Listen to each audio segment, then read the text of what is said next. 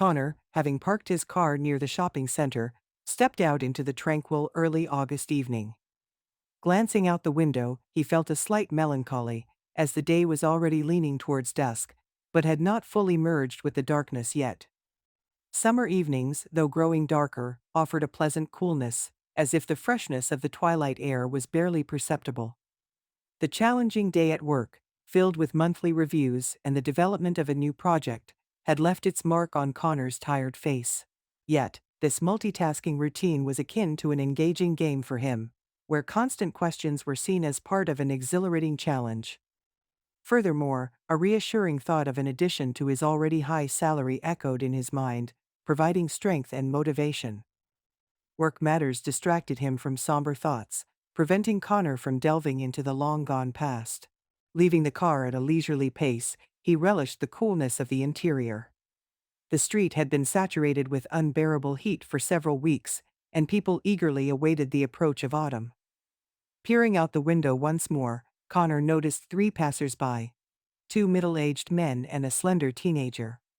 The boy was engaged in lively conversation with his father, gesturing energetically and smiling from time to time.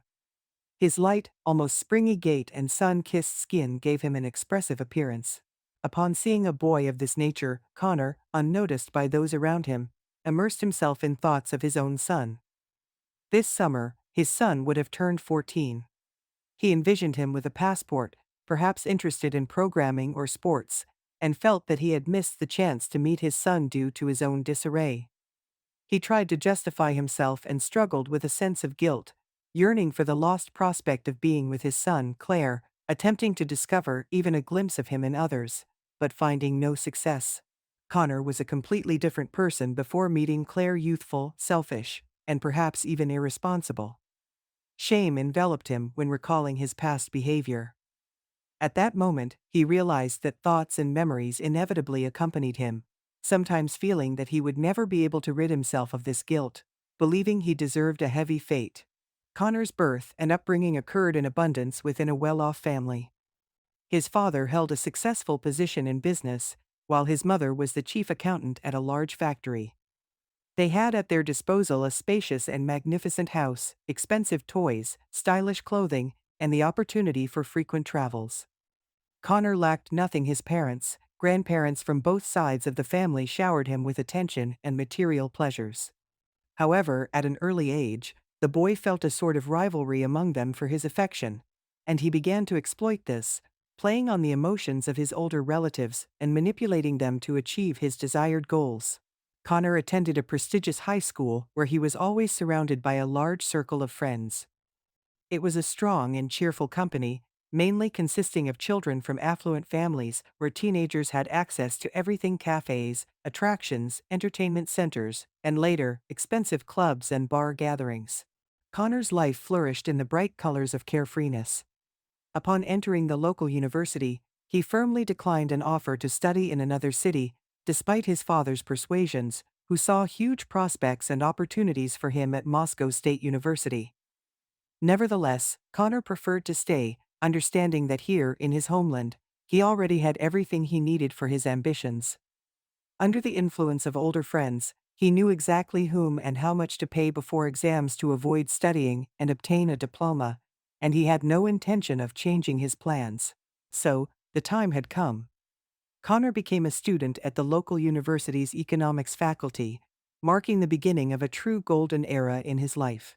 Having moved out from his parents' home, Connor received gifts from both sides of the family to celebrate finishing school. From his father, he got an apartment in the city center, gifted by his grandparents, and from his mother, keys to an expensive foreign car. These generous gifts not only made the young man happy, but also independent. A bright, eventful life full of friends, entertainment, and delightful girls lay before him. In such a rhythm, he simply didn't have time for studies. Hardly ever visiting the university, Connor only dropped by before exams to settle matters with the professors. He was ashamed of his previous attitude toward girls in his student years. He saw them more as beautiful things, intended for him and others like him. Disregarding their feelings and aspirations, he chose his companions solely based on their appearance. In his youth, Connor preferred girls with model-like appearances, always with large eyes and relaxed smiles gracing their faces. Flaws in their looks didn't catch his attention because, in his view, an attractive and affluent young man couldn't be seen with girls who didn't meet beauty standards. They themselves approached him, interested and smiling, in clubs, cafes, and sometimes even waited for him at the university entrance, seeking his attention. In such an atmosphere, Connor felt wanted and valuable, confident that he could get whatever he desired. However, sometimes he grew weary of carefree, superficial relationships and preferred more complex challenges. He chose the girls he emphasized, aiming to conquer them. It was reminiscent of a hunter and prey game. Some ladies pretended to be unattainable, but Connor was adept at deciphering their game. And so, a game began where Connor invested all his efforts to use his charm to break resistance. He enjoyed feeling like a gallant cavalier, creating an illusion akin to a beautiful fairy tale. He showered them with enormous bouquets of roses, cute plush toys, exquisite jewelry. At times he made bold and reckless gestures, like singing love songs with a rock band beneath the window of a charming girl.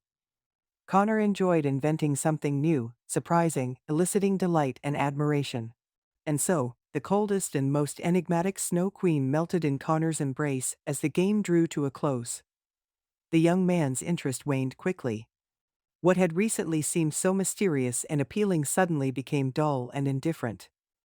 Connor distanced himself, overwhelmed by a sense of longing, unable to endure the dullness that began creeping into his everyday life. Ending things with yet another chosen one required effort on his part. It had long ceased to bring pleasure and joy, as it did at the beginning of relationships, but something had. Therefore, he chose the tactic of blame. He always found something to blame his partner for, one who was unwilling to accept the breakup. Everyone had their weaknesses, and perhaps it was all too harsh. It's not impossible that after such situations with Connor, the girls developed complexes, and maybe even psychological traumas. One of his former lovers, Hannah, stood out especially after this incident. Connor became more cautious with her. Meeting her in a nightclub, she impressed him with her vivacity, beauty, and ease. Hannah passionately danced on the dance floor. Her long hair seemed even more attractive as it swayed to the music's rhythm. The girl clearly relished being the center of attention. Connor firmly decided to embark on a search for new, more thrilling adventures. Images of the ideal companion for the evening flickered in his mind. A young, attractive figure dressed in a daring mini-skirt and high platform sandals. Thus appeared Hannah before him, a girl with a notably expressive style that, in Connor's opinion, promised an extraordinary evening. Before taking the first step, he decided to devote time to observations, watching Hannah, immersing himself in her movements and mannerisms. Hannah, looking alluring, remained on the dance floor, leisurely enjoying the club's atmosphere and the pounding music. Connor was captivated by this spectacle, her freedom, naturalness, and confidence. His smile caught her gaze, causing the girl to freeze for a moment.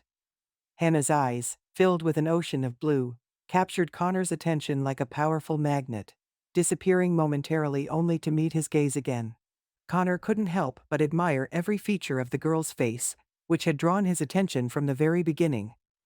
Up close, he noticed even more attractiveness: distinct facial features, cheek contours, delicate lips, and those boundless eyes that seemed endless.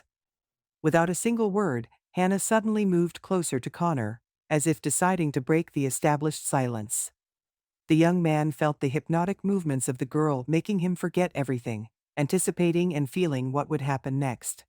The beauty took the initiative, disrupting the ordinary script, making all events even more captivating and extraordinary. Hannah looked at Connor with such intensity that he didn't expect her to kiss him. In surprise, he embraced her, and she responded without pushing away. Their dance became mutual, and Connor felt himself drawn to this peculiar girl, her fiery eyes filling his feelings with a kind of madness. He had never had such girls before, and she clearly stood out among others. After getting acquainted and learning about each other, Hannah instantly pulled him by the hand to the balcony, where there was seclusion and silence. "I've never met anyone like you before," Connor confessed in admiration. "It's normal, there just aren't many like me," Hannah smiled in response. Hannah rented a room in the city after moving from her village of birth. enrolling in a law school. However, studying was not her passion, although she had no shortage of abilities. She preferred entertainment, socializing, wild dancing until dawn in clubs, as well as genuine adventures, all of which did not fit the role of a diligent student. In her first year, Hannah fell in love with a young and charismatic history professor so deeply that she couldn't think of anything else but his gray eyes. She was always straightforward and preferred to pursue what she liked. Her feelings for the young teacher became evident to everyone, including the university authorities. This forced the professor to leave and Hannah was expelled from the university. However, she rarely attended lectures. Student life attracted her to entirely different aspects. Hannah refused to return to her native village. It seemed dull and stifling to her there, and since childhood, she had dreamt of escaping that stifling atmosphere.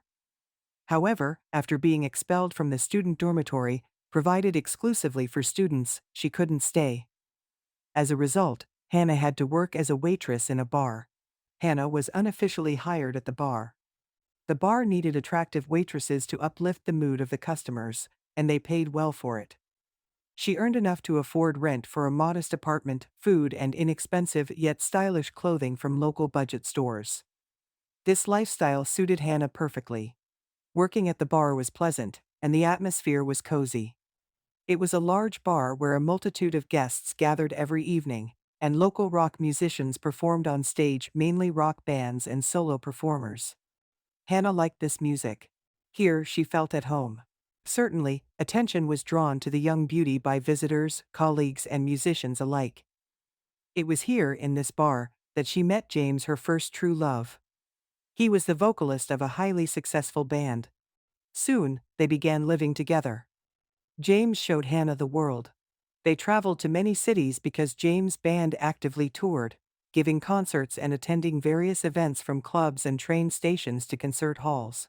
Later, as often happens, James found another muse. Hannah suffered for a long time after the breakup, but then decided that spending her youth on sorrow and pity wasn't worthwhile. Especially when she gained another admirer. Consciously, she decided not to get involved in love anymore. Twice it hadn't brought her anything good. Now she simply enjoyed life, socializing, youth, freedom, finding pleasure in life without thinking about the future. Her uniqueness and a certain eccentricity greatly attracted Connor. He himself felt a lack of her lightness and abandon. Hannah could get behind the wheel after a bottle of champagne and speed past the traffic police post without fear. She fearlessly sat on the rooftops of tall buildings, dangling her long legs down, easily conversed with people, and sometimes even engaged in shoplifting, not out of necessity but for the thrill. And this was just a small part of her unconventional behavior. Connor was never bored with her. He couldn't predict what to expect from the girl in the next moment, and that captivated him. Hannah composed poetry, skillfully played the guitar, joked wittily, and sang beautifully. She always drew attention to herself. She was a celebration personified, someone you'd never be bored with. And despite the promise not to fall in love anymore, she was head over heels for Connor. "You're special," Hannah often said, looking at Connor.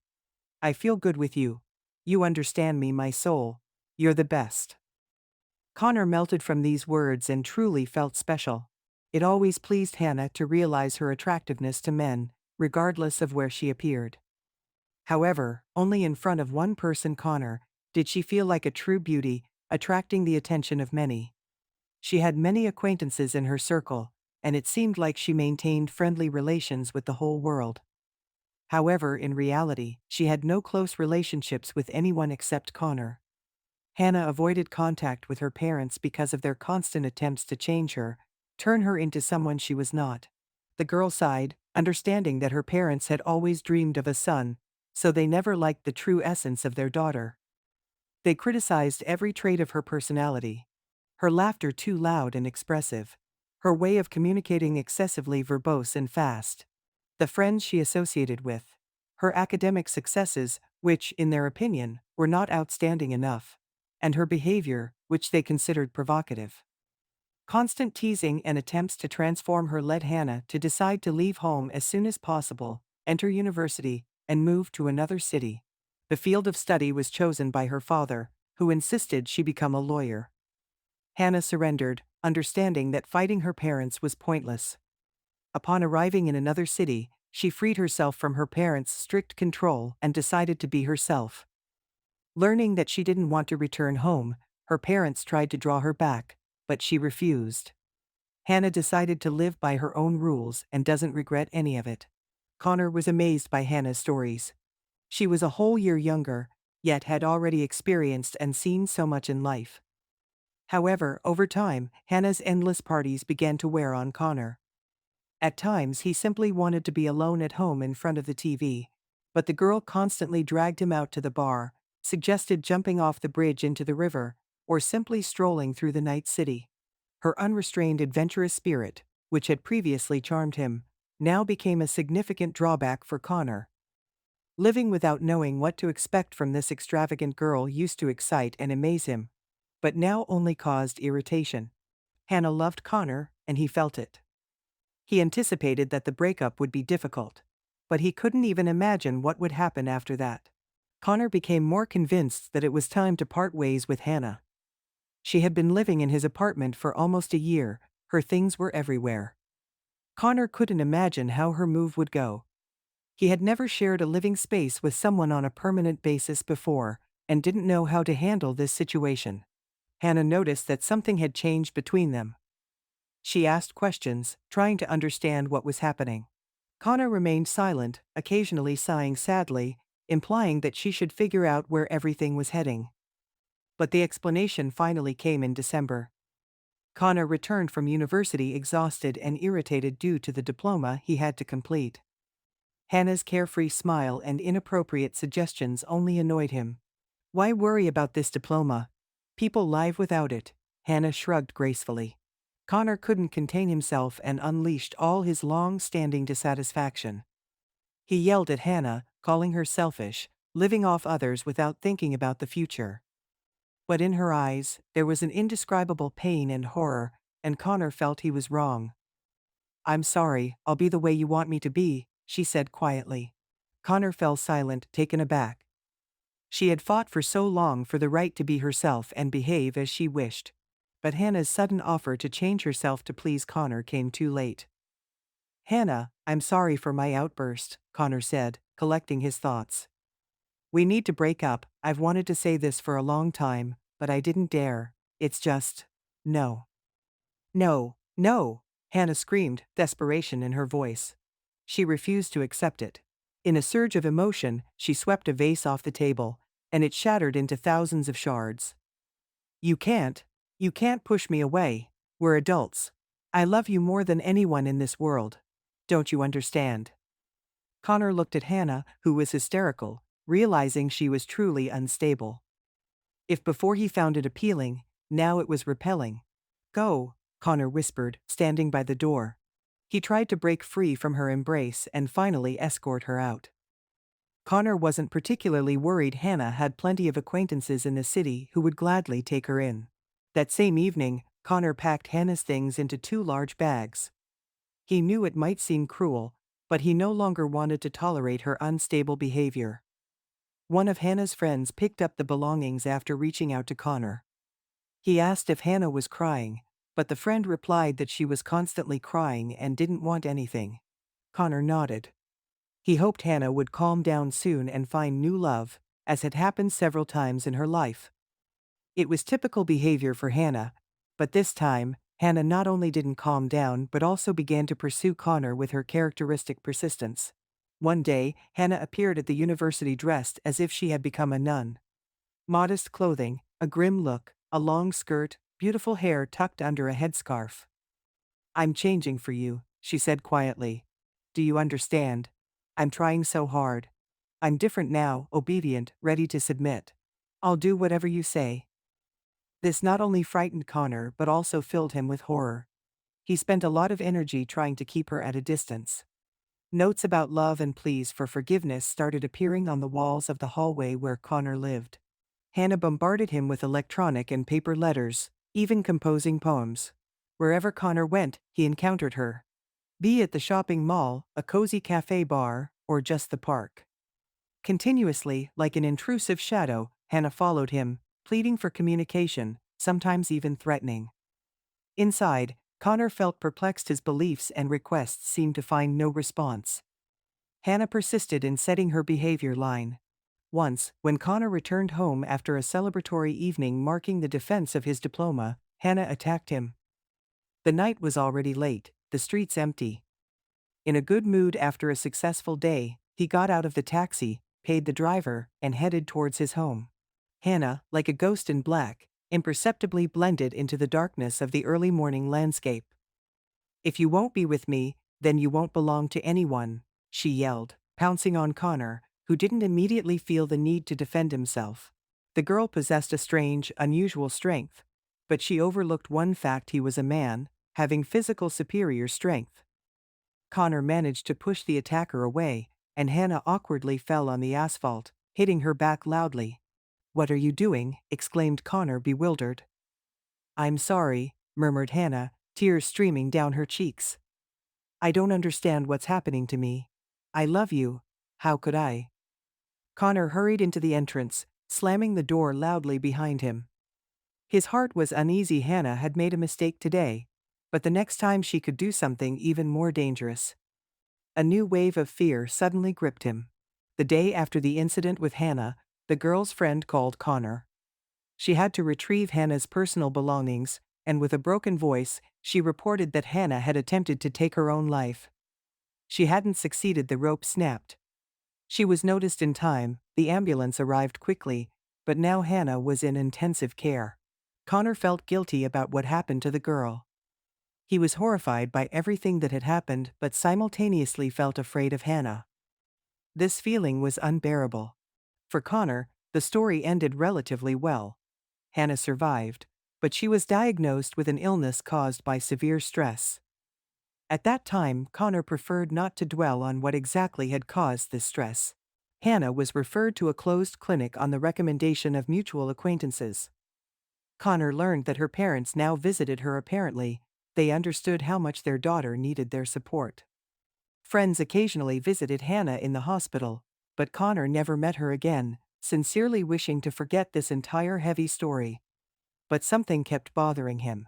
Perhaps it was then that he first began to contemplate his wrongful behavior towards women. He saw them merely as objects, beautiful and valuable, but still objects. How many tears had been shed by women because of his indifference? He never paid attention to the feelings of his girlfriends, many of whom sincerely loved him. Since the incident with Hannah, Connor began to exhibit significantly more caution in his relationships.